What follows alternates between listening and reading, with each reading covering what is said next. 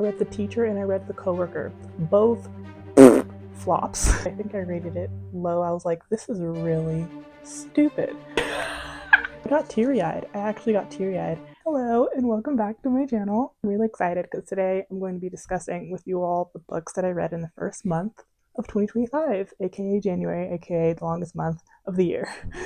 I have my mug full of bookmarks because holding this makes me feel more in control of what I'm doing. It's not a tea, it's not a coffee, it's a mug full of bookmarks, and that makes me feel real good, you know? But I'm going to be switching this up just a little bit. I have this book box. If you look, it's a Dracula book box. It opens. It's not an actual book. No. But I put all the 7 books that I read in January in here, and I'm going to randomly pull out, and that will be the book that I'm going to be talking about. I just wanted to do it this way because I think it's more fun than just like holding up the book and being like, this is what I read, this is what I read, this is what I read. So let's get into it. Okay, I'm going to shake it up. First one. Pink Slime by Freida McFadden. Okay, this book was an interesting one. I think I rated it fairly lowly because I went in with high expectations, but those expectations weren't met. And when I read the synopsis, I thought, okay, this will be a good book for me to read. It's going to be a page turner. When I got into the actual meat of the book, I wasn't so sure. This book is about a community and it follows our main character whose name I can't remember. Borderline like a dystopian town. It's not fun or chill. They can't get to grocery stores, they can't get their medicine, things of that sort. And there's this pink slime, as the title would suggest. There's this pink slime that they are being fed. It's a relatively short book, but what I got from it was that, oh wait, I haven't been holding my mug. The way that I think about it is these communities, these impoverished communities, they're being fed, you know, the most poisonous food, the least helpful education, things of that sort. That was what I gathered from the book. I think the message of the book was cool, but I went in with higher expectations and they weren't met, so I just didn't have that fun of a time. I'm scared. Oh. The Inmate by Freida McFadden. So spoiler alert, I read 2 Freida McFadden books in January. And these weren't my first Freida McFadden books. I read 2 other Freida McFadden books. I read The Teacher and I read The Coworker. Both flops. More so The Teacher. I do not like the concept of a teacher-student relationship. Flop. But I decided to give Freida McFadden another chance. And I gave her another chance.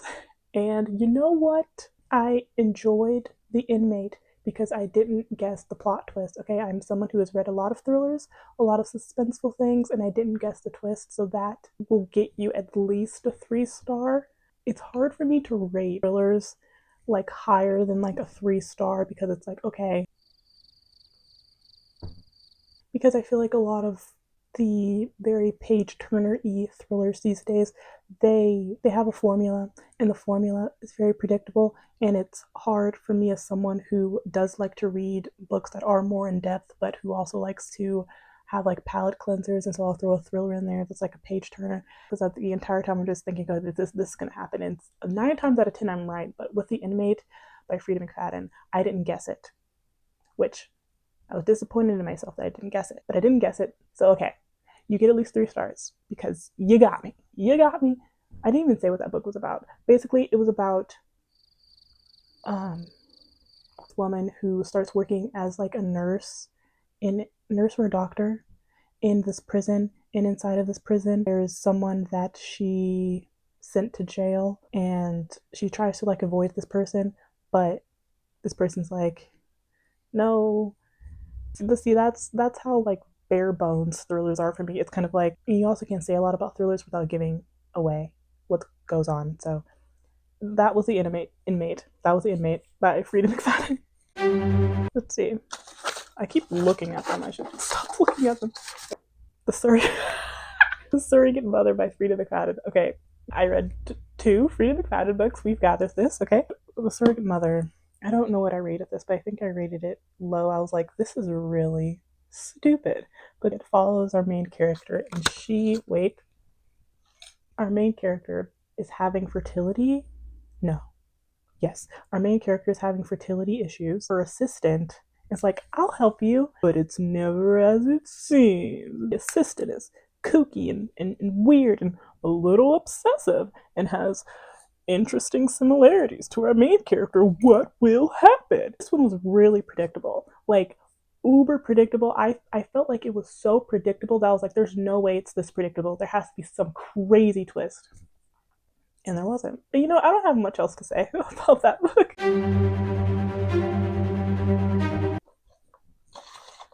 Please be an actual good book. The House by Raylan Drake. Okay, this was one of those palette. Oh god, I keep forgetting. This was one of those palette cleansers. This was like not even a 100-page book. I think it was like 86 pages of this, but this was basically like a children's book, and it follows a bunch of kids, and they're like investigating this creepy house in their neighborhood, like this haunted house in their neighborhood. And it was just like a palette cleanser for me. It was really cute though, because it is like a children's story. And I think I rated this low because I wasn't the target audience, so I took that into account. But I thought it was cute. And if I ever had like a child one day, I would probably read that to them. Cause I'm like, oh, you want to hear a spooky story? And they would think that it was spooky, but I'd be like, I've read much spookier things. I've read Stephen King and you haven't. You don't know what spooky really is. Oh, I looked again. Ooh, The Girl on the Train by Paula Hawkins. Okay, I really enjoyed this one. I enjoyed this one quite a bit. I think I gave this, 4 stars? I don't know.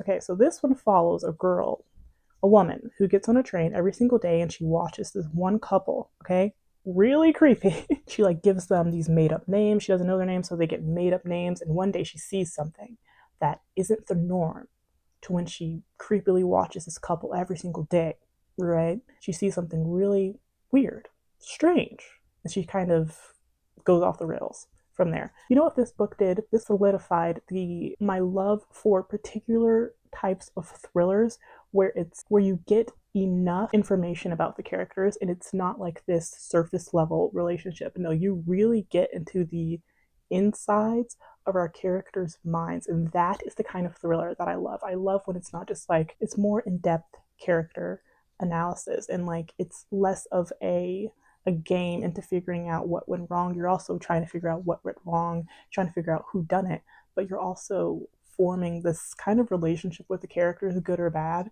And those are the kind of thrillers that I like. I was having like my own reactions to things, whereas I feel like with a Freida McFadden book, the experience is inviting.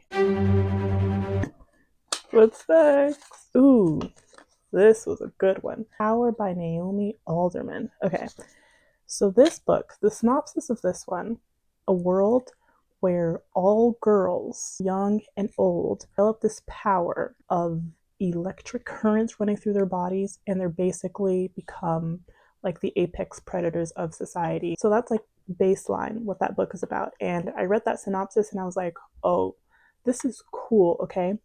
I read the book, I wasn't sure of how I really felt about it. So resultantly, I went online and I read reviews and I was kind of like, okay, I wasn't crazy for thinking what I thought about this book, okay?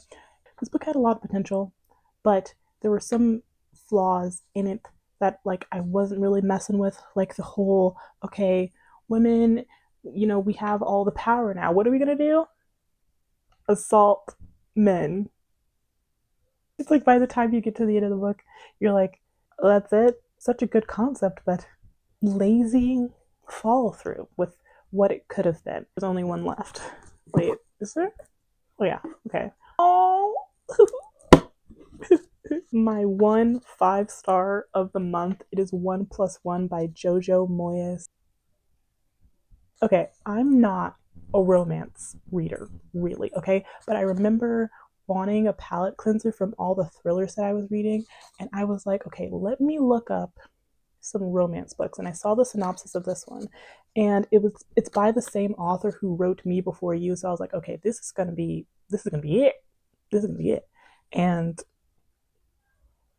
it follows a single mother and raising her 2 young kids. She's really struggling to raise these 2 kids, and she meets like this super rich guy, CEO guy, that it like evolves into this beautiful love story. And just it was such, I got teary-eyed. I actually got teary-eyed at one part of this book, and it made me want to read more romance Oh, wait a second.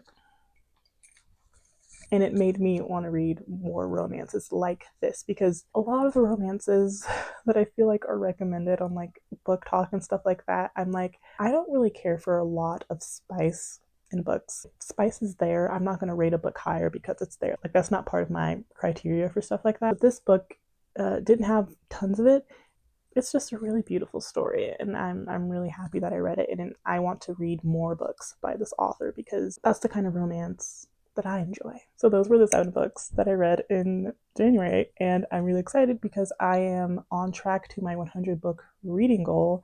If you want to follow me along in this journey, subscribe, because I will be documenting it here and elsewhere. I also have an Instagram, I have a TikTok. If you want to check those out, you don't have to. But yeah, thank you so much for watching. If you want to leave a like or a comment, that is heavily appreciated. And yeah, I'll see you guys later.